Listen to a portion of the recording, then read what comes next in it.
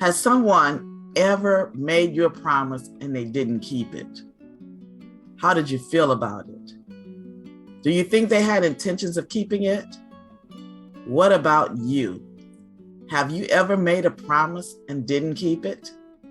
Better yet, have you ever been in a bad situation and promised God you would serve him if he got you out of it? Did you keep your promise? For the next 3 months, we will explore the Ancient Book of Deuteronomy to discover helpful guidelines to aid us in our daily living.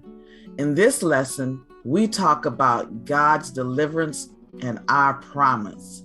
The title is The Covenant at Sinai. The focus for this lesson is love. Therefore, our key text is found in 1 John 4:8, which says, "He who does not love does not know God, for God is love." The Exodus is the Bible account on God's dramatic deliverance of the Israelites or Hebrews from slavery. If you've not read about it, you can read about it in the book of Exodus. It entails God contracting with the Israelites to place blood on their doorpost. In response, God makes a spectacular intervention that moves the king of Egypt to willingly release the Israelites from slavery. This miraculous intervention involved the Israelites walking on dry land through the Red Sea. What a sight to see. No movie can compare. It must have been like a movie played out before their eyes. No doubt it made a deep impression on those who lived through it. Not to mention those who died, all the firstborn children in Egypt and the Egyptian soldiers who drowned in the Red Sea. But don't worry, for those who died in this drama, God will judge them fairly. After all of that, it makes sense that the incident will be ratified with a covenant. The Lord said in Exodus 19:4, "You have seen what I did to the Egyptians and how I bore you on eagle's wings and brought you to myself." But why did the Lord do this spectacular and dramatic rescue?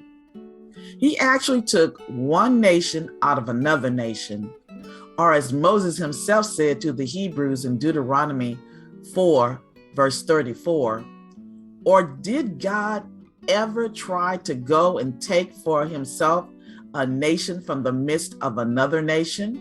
By trials, by signs, by wonders, by war, by a mighty hand and an outstretched arm, and by great terrors, according to all that the Lord your God did for you in Egypt before your eyes? In Exodus 19:4-8, we find out why God called the people from Egypt. It says, "You have seen what I did to the Egyptians and how I bore you on eagle's wings and brought you to myself. Now, therefore, if you will indeed obey my voice and keep my covenant, then you shall be a special treasure to me above all people, for all the earth is mine. And you shall be to me a kingdom of priests and a holy nation. These are the words which you shall speak to the children of Israel." So Moses came and called for the elders of the people and laid before them all these words which the Lord commanded him. Then all the people answered together and said, "All that the Lord has spoken, we will do."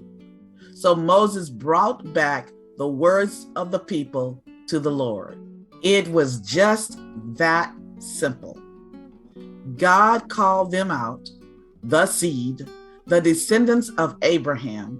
With these descendants, God established his covenant, saying in Exodus 19:5, "A special treasure to me above all people, for all the earth is mine."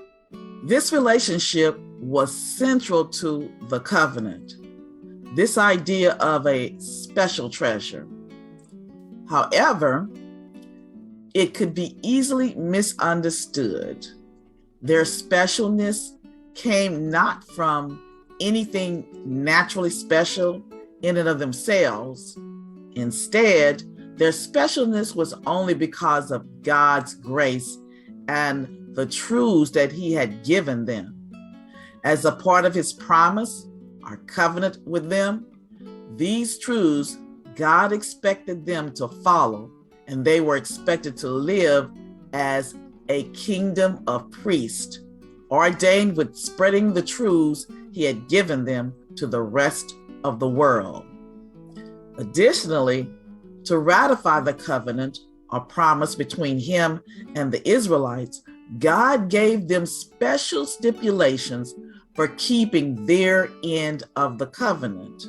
In other words, God gave them some requirements for keeping their end of the bargain or deal, so to speak. These stipulations are known as the Ten Commandments. They are found in Exodus chapter 20. Their agreement to keep these 10 commandments ratified the covenant, and it was sealed by Moses sprinkling a newly constructed altar with the blood from the offerings. Then Moses, as expressed in Exodus 24:7, took the book of the covenant and read it in the audience of the people. In response, the people declared in a promise that they would keep it. Hebrews 19:19 and 20 says, when Moses had spoken every precept to all the people according to the law, he took the blood and sprinkled both the book itself and all the people, saying, this is the blood of the covenant which God has commanded you. What does the blood signify? And why is it so important to us today? The blood symbolically pointed forward to the covenant, a promise of Jesus, who would be offered for their sins and the sins of the entire world. Intent on obeying the requirements of the covenant God had given them by Moses, the Israelites said, all that God said we will do. But did they keep their side of the promise? Find out in the next lesson, part 5. Check it out.